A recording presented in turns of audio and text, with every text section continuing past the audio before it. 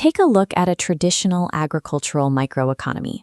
Operating in isolation, a local farm functions as a closed, balanced economic loop. The math here is straightforward. A farmer grows a finite supply of vegetables and brings them to the local bazaar. Because they sell directly to the consumer, pricing is transparent and transactions are backed by community trust. This system has a natural ceiling. A farmer earns as much money as the local town can consume, and they produce as much food as their acreage of dirt will naturally yield. Growth potential is limited, but the farmer receives stability in exchange. There are no massive overhead costs, zero institutional debt, and the seasonal cycles predictably sustain the operation year after year. In a microeconomy, community trust and consistent quality are the primary currency. They act as regulators, keeping the local ecosystem balanced and the farmer secure. Then, the disruption arrives. A corporate supply chain buyer enters the village, offering the farmer a direct pipeline to the markets of distant cities. The corporate contract provides a large cash advance and an open-ended commitment to buy unlimited volume. Whatever the farmer grows, the corporation will purchase. This introduces an asymmetric incentive.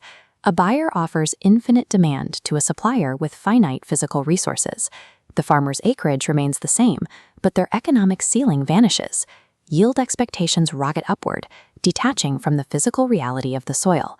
This creates a specific problem. How does a traditional farmer multiply their output to meet this new demand without acquiring more land? Introducing macroeconomic incentives into a fragile microsystem pushes the producer toward high-risk shortcuts to bridge the gap.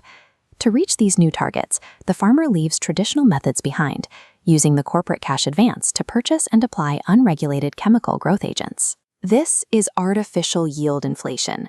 These chemicals manipulate plant biology, forcing the crops to prioritize physical size and water weight over nutritional density. Traditional agricultural wisdom warns against this approach. Overstimulating crops exhausts the soil and compromises the long-term viability of the land. The immediate results suggest success. The fields produce a massive, unnaturally large harvest in record time, meeting the visual requirements of the corporate contract. The farmer views this as a successful hack of the system, mistaking toxic inflation for genuine productivity. The farmer attempts to maximize profits further by providing the visually perfect vegetables to the corporation, while bringing the deformed, rejected surplus to the local bazaar. The local market reacts. Vendors recognize the drop in quality and the break in community trust, leading the bazaar to banish him from selling there. This banishment effectively destroys the farmer's traditional, debt-free safety net. By attempting to exploit both markets, the farmer isolates himself. His economic survival now rests entirely on a single corporate contract. The corporate executives arrive at the farm to execute modern quality assurance protocols, a standard step before any final payment is issued. The macroeconomy relies on scientific testing to protect against legal liability. These tests look past the visual size of the crop to examine the chemical composition. The shortcut backfires. Lab tests detect the chemical residue in the plants, rendering the harvest toxic and legally unsellable. Under the terms of the contract, the failed harvest is worthless. The farmer must also refund the initial cash advance immediately or face legal action from the corporation's attorneys. The corporation's demand for volume is paired with liability protection.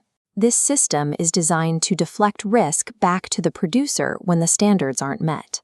The farmer is left with zero capital, a corporate debt he cannot repay, and a field of rotting crops.